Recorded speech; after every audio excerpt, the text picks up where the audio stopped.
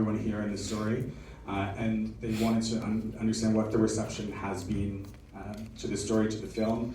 I guess this is the international premiere, so it really has just been in Aotearoa that it's the reception. It's been overwhelmingly positive and loving and supportive. Reviews and critically and audiences alike have been really accepting of the film, creatively and culturally. I think it's been hugely impactful, and it's still in release right now. A curious thing about us, and I just want to acknowledge you and your people and your narrative. Thank you for sharing that. But strangely, we have the support of our government who are funding this film. So I don't know. There's an irony in that. There's something healthy about that too. That our government can support us to help tell the story.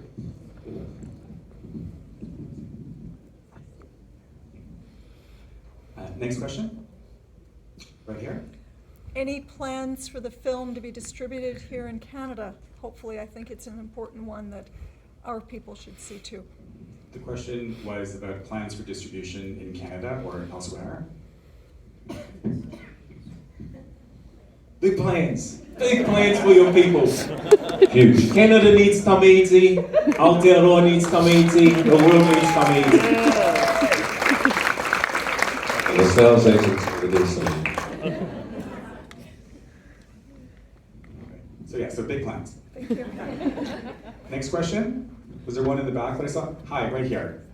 I have a question about the use of music in this. I'm a music writer, and I absolutely love the choice of music that you chose. And I'm wondering why you chose these particular pieces, and how you chose them, and if there was any involvement from your talented cast and crew for the choice of music. Very much paraphrasing. If you can speak to the choice of music.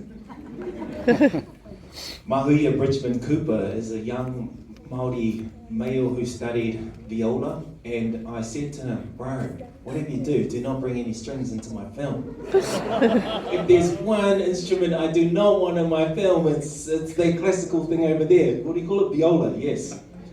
He watched the film. I set up a screening for him. He didn't turn up. I thought, classic. He begged me for another screening. He turned up. He watched the film. He internalized everything. He went straight back to his home with his wife and his kid. He turned up the next day to our edit unannounced, and he had done the motif. And he pushed play. Bro, you're interrupting our edit, bro. What are you doing here? You already missed the screening. And he pushed play, and he took my breath away, because for me, he had zoned into the fragility of Rusty's life thread. And I didn't know where he had done that, how he had done that, how he tuned himself into finding that. And so I relented. I allowed strings to enter the film of Muru, into the belly of Tuhoi. And it was a great process. And we had a really great time together. And when I say great, my wife gave me 3 weeks. You got 3 weeks, bro.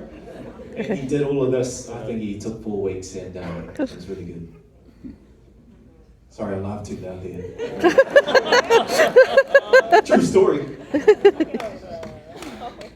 Time for a couple more questions. Did I see one right here? Hello. I don't have a question, but I just want to say how moved I was by the movie. And also the music was incredible, but just also for me, the juxtaposition of the scenery and the children. So those images of innocence and beauty with what was going on was, anyway, incredible. Thank you. I'll build a question off of that.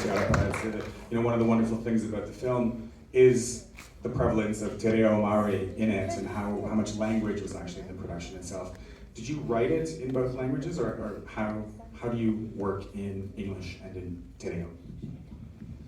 Jonah, this is a great question. My wife is the first graduate of the Kohanga Reo movement in Aotearoa. So she was brought up through a Māori kindy. But what I said beforehand is that all the iwi and all the tribes in Aotearoa owe Tuhoi.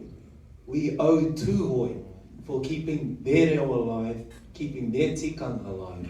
And so we've followed them because they've been persecuted, they have suffered, but through it all they have endured and they have kept their language. Their attention is incredibly high, and it's because of Aroha Tepa and all of the Tepa whānau and many, many others from the whārua.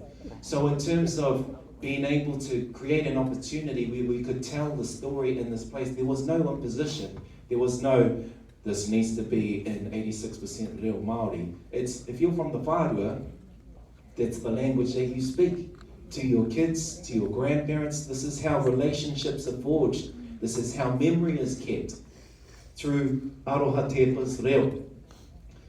Nana Noti here has been at the front line of keeping our reo alive. So it was a huge, I'm just putting this back into gratitude and opportunity, because the scripting process had nothing to do with it really, it was all to do with the world. Thank you so much. I saw one more hand back here. Did I not? No? Oh, hello, you.